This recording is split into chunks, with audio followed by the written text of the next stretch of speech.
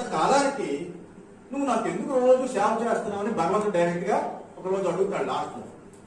నాకు ఇది ఇష్టం, నేను చేస్తాను. అందులో మీరు ప్రమేయం చేసుకోవాల్సిన అవసరం ఏముంది? అక్కడ దేవుడికి ప్రశ్న వేస్తాడు. మీరు ప్రమేయం చేసుకోవాల్సిన అవసరం లేదు. ఇది నాకు ఇష్టం, నా భగవంతుడు నేను సేవ చేసుకుంటున్నాను, నా సేవను మీరు స్వీకరిస్తున్నారు, నేను చేస్తున్నాను. మీరు స్వీకరించరా అంటే అది ఏమనలేదు. సరే ఇలా కొంతకాలం అయిన తర్వాత 11 మంది రాత్రి అయిన టైంకి రోజు ఇద్దరు మాట్లాడుకుంటారు. గడి మాట్లాడుకున్న తర్వాత పడుకునేవాడు. పడుకుంటే తెల్లవారు లేచిన తర్వాత మళ్ళీ ఆయన పని ఆయన చేసుకునేవాడు.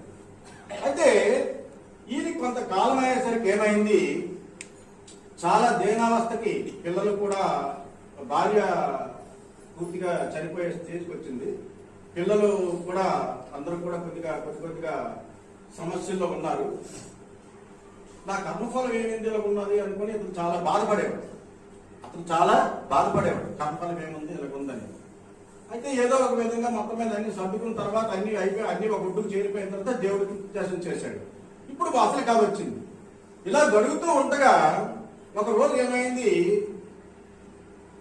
ఈయన దేవుడు పూజలు చేసుకుంటూ ఒక రోజు అన్నాడు, మీరు రోజు రాత్రిగా పగలక నిలబడుతున్నారు కదా, నాకు ఒక్క రోజు అవకాశం ఇవ్వండి, పగలు నేను నిలబడతాను, మీరు పడుకోండి దేవుడు గారు. నమ్ముతే ఆయన కూడా మీరు ఒక రోజు రెస్ట్ తీసుకోండి, నేను నిలబడతాను మీ స్థానంలో అన్నాను. అది మీకు సాధ్యం కాదన్నాడు. నేను నిలబడతాను, మీరు ఆ శక్తి నాకు ఇచ్చినప్పుడు నేను నిలబడ్డాను, నాకు అతను నమ్మకం. మీరు ఆ శక్తి నాకు ఇచ్చినప్పుడు నేను నిలబడ్డాను నాకేమని అంటాడు.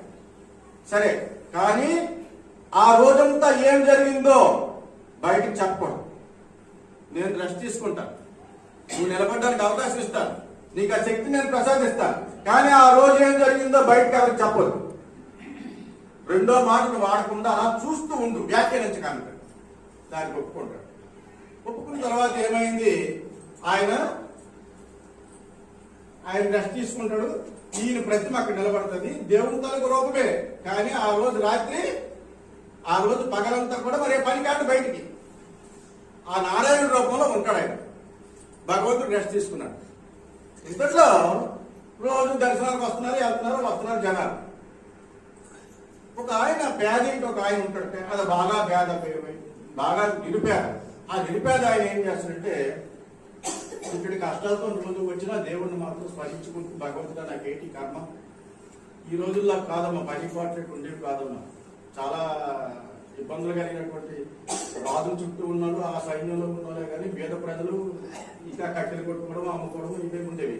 ఆయన కూడా అలాగే వస్తూ రోజు సేవ చేసుకుని సాయంత్రం మధ్యలో వచ్చి ఆయన సేవ చేసుకునే బాధ